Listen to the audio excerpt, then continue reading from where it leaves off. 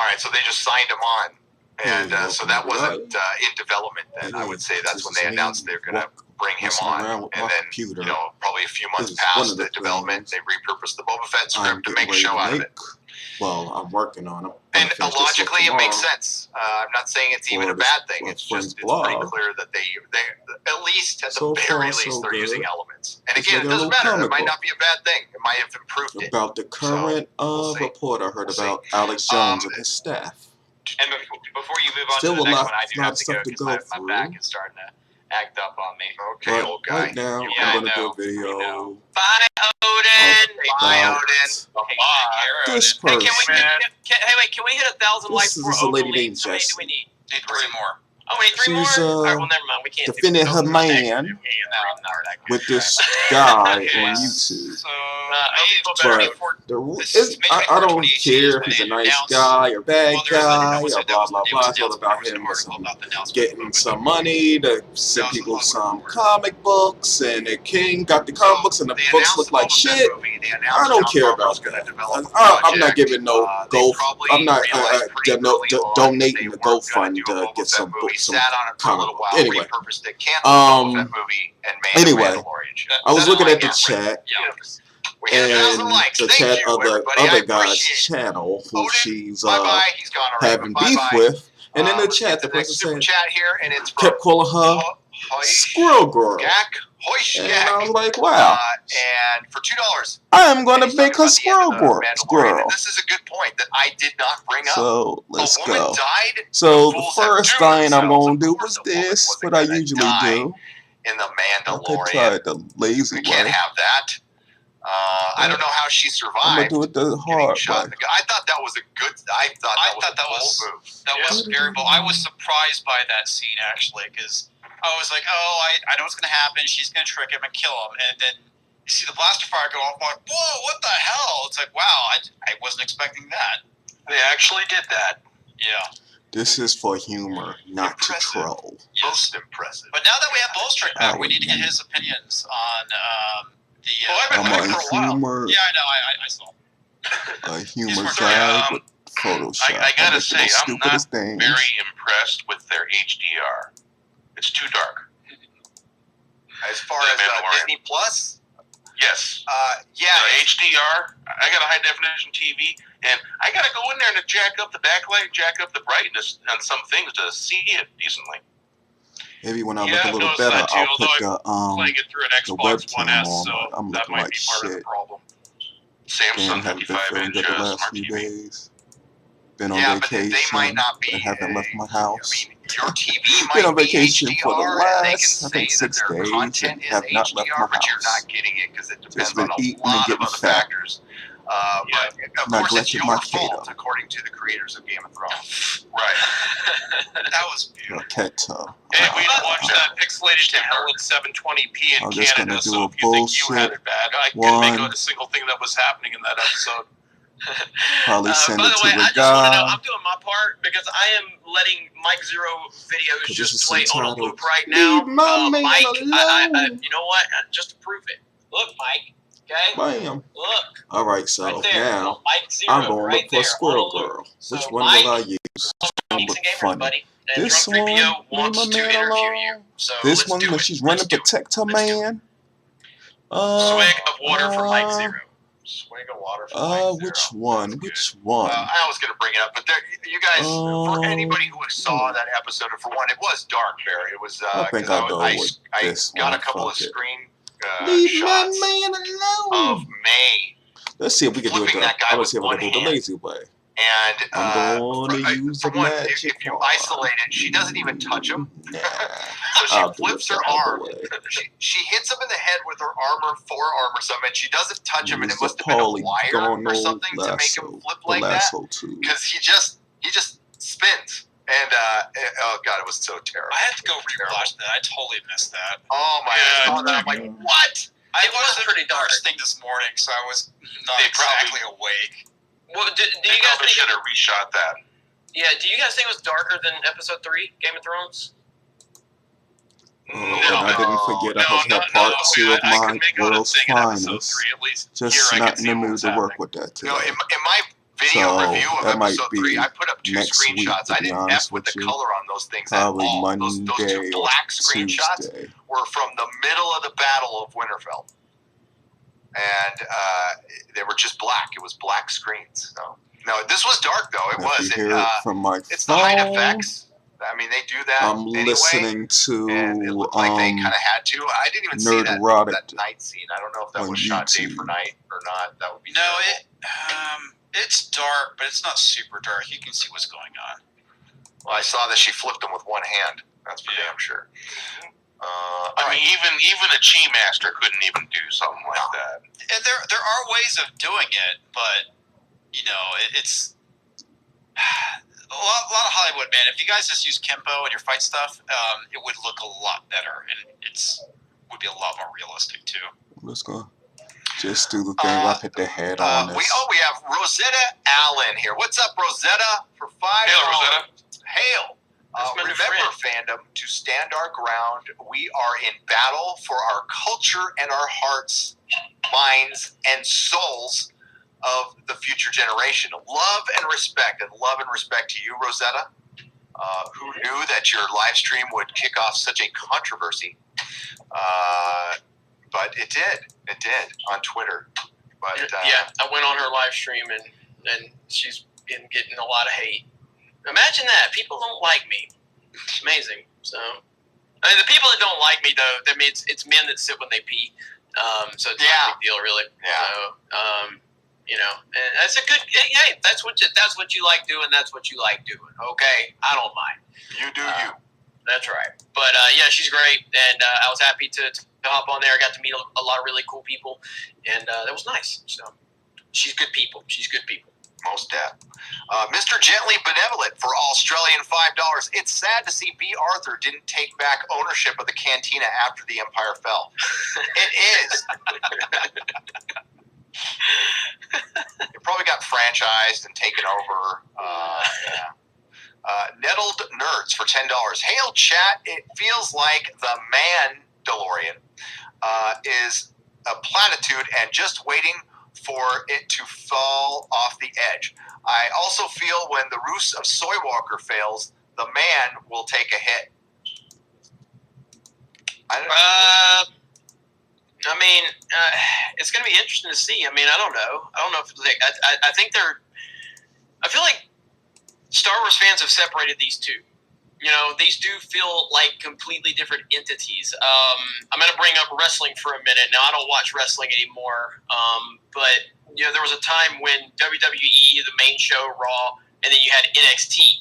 And NXT was a far superior product than the main product, which was a WWE. And the fact that the product on NXT was so good and the fact that the other one was so bad, it didn't take away from the interest level. So I kind of feel like that's how The Mandalorian and the Disney trilogy are, is they're just two completely separate entities. It's obvious that Kathleen Kennedy has not a lot of involvement in the television side, even though they still have to kind of operate under that SJW template that she created. So we'll see. It'll be interesting. I think once she's out, you'll see a lot less of that stuff, presumably if she is on her way out. I think that's a good description of it, though, Jeremy. If they're trying to operate within Kathleen Kennedy's template and just doing the bare minimum, you know, and I think that's a very decent explanation of The Mandalorian, because honestly, if we were going to see identity politics and wokeness, we would have seen it by now. We would have seen it in episode 1, I think. Yeah, so I think, we still got 3 episodes, but I think we're going to have an identity politics free series from Disney Star Wars, and I will take a victory lap on that one, and we all should. I think that has something to do with the Phantom Menace speaking up, maybe everything to do with it, and you know what? Future generations can enjoy Star Wars. I won't. But it's going to be heavy-handed in Rise of Skywalker. My understanding, I want to say it was Mike Zero that was talking about this. Apparently in Act 3, it's going to be very, very present. Well, Rey's entire arc, and Jeremy pointed this out, at the end, you did a video on it, Jeremy. I won't say what the end is, but that is the woke message right there. It's very anti-family, we'll say. Mm-hmm. It's so bad. It's so bad. It's almost as bad as Solo losing money. It's pretty bad. Yep. So. Well played, sir. Well, hey, it's 13 days away from opening day for the 19th, and tickets are still available at my Regal Theater. There you go. Jeez. Yep. I just checked. Every showing on the 19th is still open at my theater as well. So that's unheard of. Yep. Wow. Yeah. It's pretty nuts. We'll see as time gets close here. I'm going to look it up real quick. But The whole front. Sorry. Oh, go on. The whole front of that theater, the first row is reserved, but it's all gray and all charcoal gray and not sold out. It's all available. It's not sold. That's unusual. I mean, it is. I'm going to err on the side of caution on this one, though, because they are, as time goes on, when they first released the tickets, there was a limited amount of theaters, and they're adding theaters as time goes on, and there'll be theaters that all 20 of their screens will have Rise of Skywalker. I mean, they're also doing stuff. Somebody sent me 2 emails. If you bring, and they're doing a thing with a grocery store chain somewhere in the country, where if you bring in 5 cans of food, you get a ticket. And I'm sure they're going to count that as a sale, which is a good thing. You know, I'm not saying it's bad. I'm just saying, you know, this is how they count sales. This is how they boosted Captain Marvel. And listen, there's precedent in other areas of the company, and I pointed out that they pad numbers in comic books all the time with variants. And if they would do it there, they would do it here. Just saying. Yep. This ain't gonna be Next that super great. chat says, Rosetta Allen for $2. Jessi has more balls than the trolls attacking her. This is true. Well, this is true. So they just switched it today. The connection to Rise of Skywalker is going to be that Palpatine took Baby Yoda DNA and used it to enhance Rey, which is why she is so powerful. Says the thing that should not be for $5. What do you think of that theory, guys? Say that one more time. Because I was just thinking about how I would take Anna and Jessi over any of the male shills right now that shill for Disney's trilogy. I would take Anna and Jessi. And I would actually go ahead and throw in a couple of more shield. They can have 4 versus 2. They can have 5 of those dudes versus 2, and I'd still take Anna and Jessi by a mile. That's what I was thinking of, so I'm sorry. We can move on to the next one now. Yeah, I'd like to see a debate between Campia. Oh, dude, that would destroy them. It would be so bad. Do it for charity. Oh, yeah. Yeah. Anna versus Campia. Go. Oh, God. Gary, the object was to have a fair fight. I know. Okay. It wouldn't be very fair. It would. Like, give Campia give Campia his entire Collider crew and the funding behind it, and then add 7 or 8 more guys, and then maybe it's a fair fight. Maybe. So, maybe. All right. So the question was from the thing that should not be that the connection to the Rise of Skywalker from The Mandalorian will be Palpatine took Baby Yoda DNA to enhance Rey. Oh. Yeah, that is fairly under the realm of possibility. No. Come on, that would be great if they did that. That would be so fantastic. They won't do it. The reason they won't do it is because that is Rey receiving power from a male. Baby Yoda's a boy, and it's from Palpatine. You cannot have a female receiving any kind of mentorship or power from a male character. Now, if Baby Yoda is a female, maybe, but that's still Palpatine enhancing Rey's power. And again, this is the rise of Palpatine. It's not the rise of Skywalker. So anybody knows Gary's pixelated right now? No, he's stuck. He's stuck. There we go. I'm going off camera too. Then fine. I'd rather be off camera. I'd rather be off camera, to be honest with you. So. My connection was clear. I spent way too much time on this office to be off camera. But if the connection is bad, when that fiber optic comes, Damn, it'll be crystal clear. I still find that so hard to believe that you're in San Francisco and you don't have fiber optic there. And they don't have to dig for the lines. All of our shit is on poles here, and it makes the neighborhood look like crap, by the way. And yeah, they still can't do it. But all the fiber optic cable is in giant spools on the telephone poles in front of our house. I need We're just fucking waiting for them to ears. hook it up. Google rolled in for like a month and laid the lines in my neighborhood, and within there was like some permitting issues, but 2 months later, man, it was available. I'm sure San Francisco has some tax or license or some hurdle that they have to, or flaming hoops that they have to go through. Of course, man. It's a I might communist have country. to be lazy and just draw the ears. My property tax goes towards Let's see. what they call that's gonna go free bad. college. Let me see. Our I just city draw college, the you can go ears. for free here. You don't have to pay for anything. Dude, man, Canada doesn't even have that. Yeah, right? But we're also going to round up our homeless people and force them into housing. I could do with the lazy Why not, one. man? Like all the other states dump their homeless in California. Yep. Captain F-Head for £2 says, "Hail Caesar, hail Gary, hail CGUK, Comicsgate UK. Hail Captain F-Head. What's up?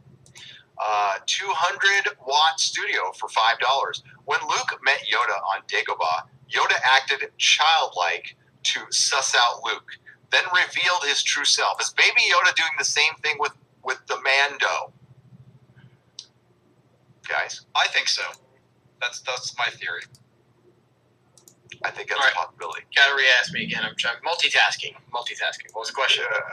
When Luke met Yoda on Dagobah and acted childlike to suss out Luke, then revealed his true self, is Baby Yoda doing the same thing with Mando?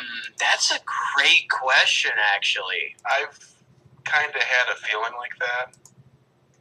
Just by the way,